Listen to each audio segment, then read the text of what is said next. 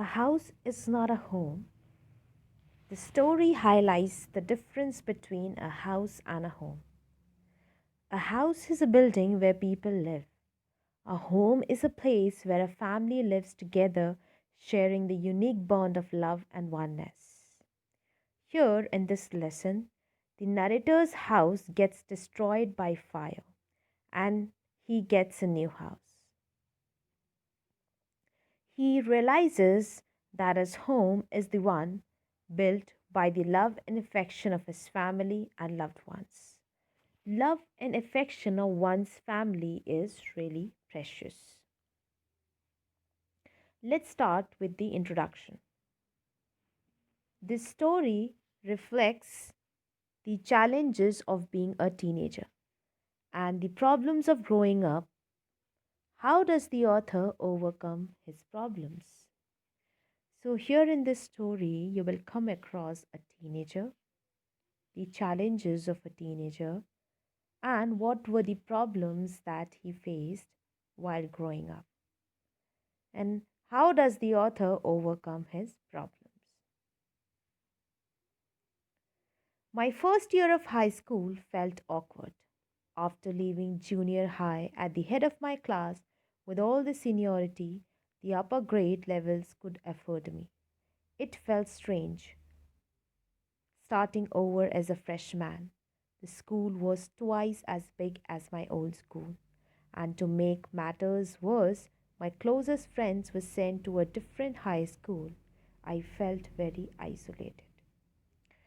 So, in this lesson, the narrator entered high school. In the first year, he felt strange. In the junior school, he had been the head of the class and had enjoyed the privileges given to a senior. It was really uncomfortable to be a fresher at the high school. The school was twice as big as his old school, and to make things even worse, his friends had got into other schools. So he felt very lonely. He was very lonely. I missed my old teachers so much that I would go back and visit them. They would encourage me to get involved in school activities so that I could meet new people. They told me that in time I would adjust and probably end up loving my new school more than I had my old one. The narrator started missing his old teachers. Whenever he would get time, he would visit them. They would encourage him to get involved in school activities so that he could meet new people. They also told him that in time he will adjust and probably end up loving his new school than the old one. I understood the psychology in what they were saying, but I took some comfort in it nonetheless. They also took a promise from him that if he could visit them time to time,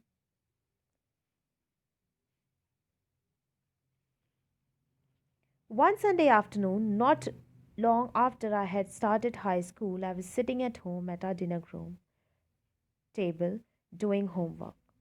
It was a cold and windy fall day, and we had a fire going in our fireplace. So, this was one Sunday afternoon when the author was sitting at his own home and at the dining table and doing his homework. They also had a fire going in their fireplace. All of a sudden, the narrator found that there is a smoke coming out from the seams of the ceiling. My red tabby cat was lying on top of my papers, purring loudly and occasionally swatting at my pen for entertainment's sake. She was never far from me. I had rescued her when she was a kitten, and somehow she knew that I was the one responsible for giving her the good life.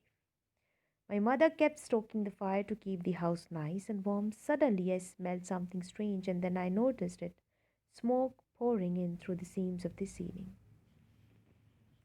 So, after some time, the narrator found the smoke pouring in through the seams of the ceiling. The smoke suddenly began to fill the whole room, and they barely could see anything. So, they ran out of their house into the front yard. By the time they made their way outside, the whole roof was engulfed in flames and it was spreading very quickly. The narrator ran to the neighbor to call the fire department. He suddenly noticed that his mother had run back into the house. She came out with a small metal box with full of important documents. She dropped the case on the lawn in a crazed state, ran back into the house. The narrator's mother had become quite mad because she wanted to bring some papers, important documents from the house which was in flames. My father had died when I was young, and I was certain that she was not going to let his pictures and letters go up in flames. They were the only things that she had to remember him. So, the narrator found that the mother had gone back to the house to bring the memories of his father because his father had already died when he was very young. And they were the only things that the mother had of father. I was about to run after her when I felt a large hand hold me back. It was a fireman. The narrator ran after her mother to stop her, but he was caught hold by a fireman. The fireman didn't let him follow his mother as it was quite dangerous for him to go. All the area was filled with fire trucks. The narrator didn't even notice because he was so much engrossed in that situation. I was trying to free myself from this grasp, yelling, "You don't understand, my mother's in there." The narrator was so much frustrated and shouted on the fireman that he doesn't even understand his feeling that his mother is inside. The firemen consoled him and said that they are going to get her back. The firemen wrapped a blanket around the narrator and made him sit down. Soon after, a fireman emerged from their house and he was successful in bringing narrator's mother out. He quickly took her over to the truck and put an oxygen mask on her. So when the firemen brought the narrator's mother out, they quickly put oxygen mask as she had breathing issues. "She's going to be okay," said the fireman to the narrator, as she has inhaled a little smoke. I remember watching my house burn down and thinking that there was nothing I could do about it. 5 hours later, the fire was finally out. Our house was almost completely burned down, but then it struck me I hadn't seen my cat. Now it was almost 5 years, all have gone. The firemen had left, and even their house was turned into flames.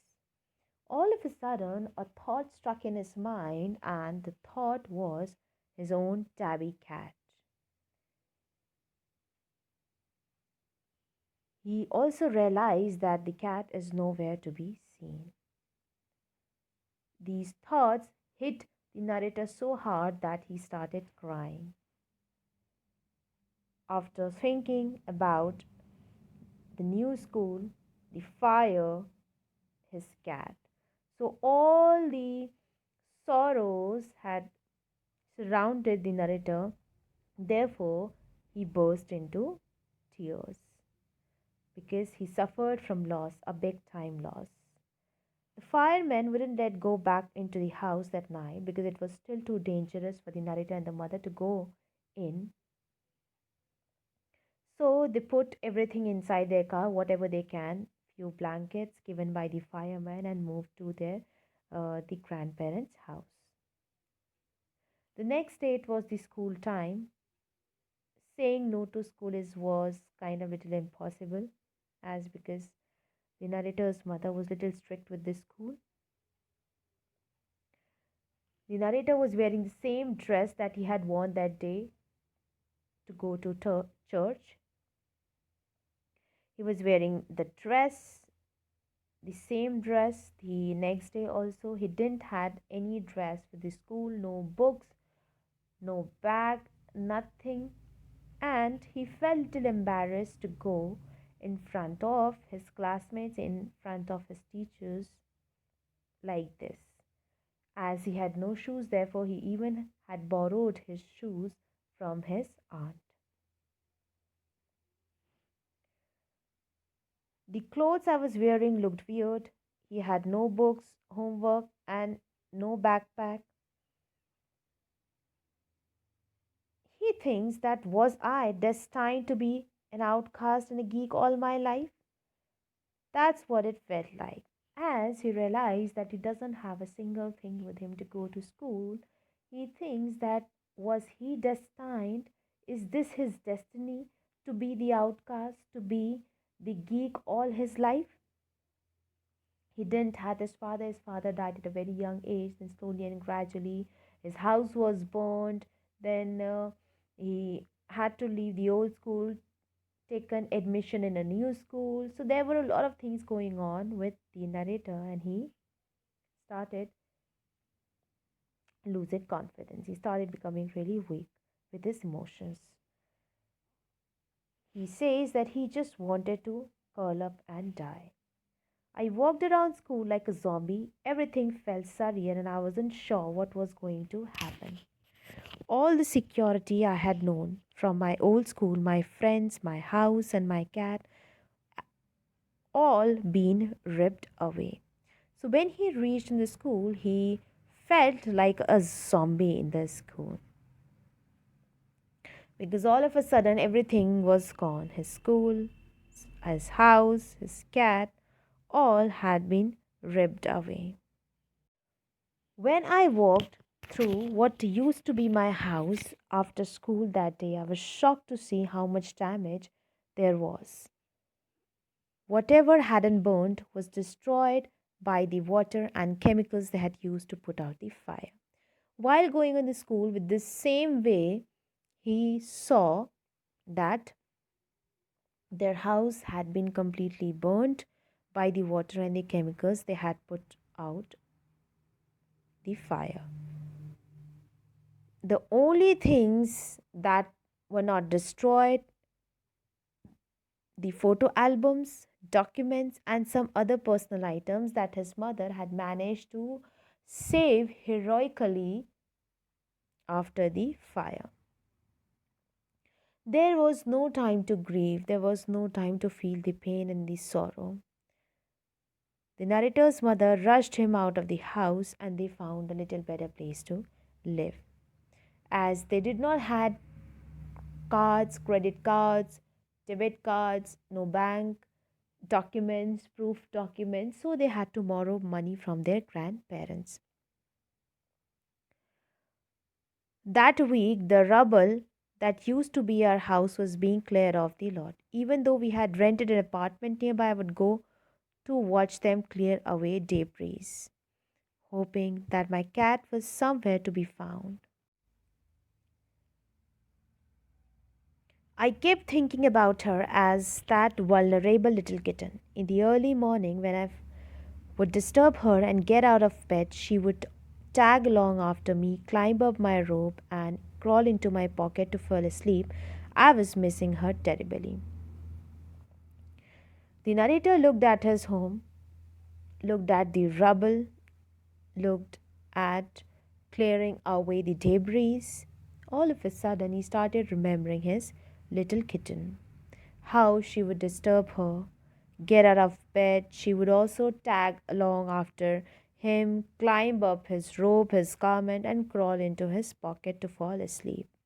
The narrator was filling was missing his cat terribly. Now, this news of losing a house burnt spread really quickly in the school. The narrator couldn't even hide it. He felt ashamed that in this way he did not want it to be known. Everyone in the high school, except not just except but including the teachers, also knew about his plight. He felt embarrassed as if he is responsible for the situation. This was not the kind of attention that he desired for. Now, the next day at school, people started acting even more strangely. The narrator couldn't understand what was happening. When he was there at the locker, he saw that all the other girls and boys there in the school were forcing him to go to the gym class as soon as possible. With this, he became little curious and was unable to understand that what is happening. So he reached there at the gym class. In the middle, he saw a big table set up with all kinds of stuff like school supplies, notebooks, jeans, tops, sweatsuits. It just felt like a Christmas to the narrator, and all the materials, all the things were for him. Even the children who didn't even know him, who had never talked with him, they were coming to meet the narrator. They all were inviting him for lunch, for dinner, for breakfast. All were really kind towards him. In that instant, I finally breathed a sigh of relief and thought for the first time that things were going to be okay. I made friends that day. Now, when he was gifted number of items from his own classmates, from his teacher, he was overcome with joy. He was overcome with the feelings, with emotional feelings. And he realized that day that he will going to make some friends from here. He wasn't alone. He realized that he wasn't alone. He had his two friends with him from the school. It took a while. It took a fire for me to stop focusing on my feelings of insecurity and open up to all the wonderful people around me. Now I was sitting watching my house being rebuilt when I realized my life was doing the same thing. The author sat there, but he wasn't alone. He had two good friends with him. He was just thinking about his life. Suddenly, a voice came from behind saying, "Does this belong to you?" The narrator turned around and saw a lady holding a cat. He couldn't believe his eyes that the cat was none other than the cat of the narrator. She purred happily. My friends were hugging the cat and jumping around. Everyone became really happy. His friends became happy for the narrator as he had got back his cat. He got to know from the lady that the cat had freaked so much by the fire that she became very scared. She ran miles and miles away, but luckily she had a phone number intact on her collar. As their phones were completely destroyed and disconnected, the lady might have tried to contact with the narrator in that number, but she couldn't reach. But somehow she managed to take out the details of the phone number holder and found the narrator. Somewhere she knew this cat was loved and sorely missed. Yes, after getting to know the cat, she also realized that somebody is really waiting for this cat. The cat is loved and missed. As I sat there with my friends and my cat curled up in my lap, all the overwhelming feelings of loss and tragedy seemed to diminish. I felt gratitude for my life, my new friends, the kindness of a stranger, and the loud purr of my beloved cat. My cat was back, so was I. As the narrator sat there with his friends, his cat curled up in the lap, and all the pain and sufferings have just gone away. He felt gratitude for his life. He felt thankful for his life, for new friends, the kindness of a stranger, and the loud purr of his beloved cat. The cat was back from miles and miles away, and so was the narrator, who was in deep pain after losing everything. But now everything has started to rebuild again. He was happy, contented. The message that we have got from this lesson that we should never grieve over our material loss. As long as one has emotional support, one can overcome any loss. And the teenagers and everyone should volunteer to make newcomers feel at home, feel comfortable in the class. And that is what we have seen, that all the children, they never had known the narrator, but at the end they helped him. They tried everything to help him in the best possible way they can. That's all for today. Thank you.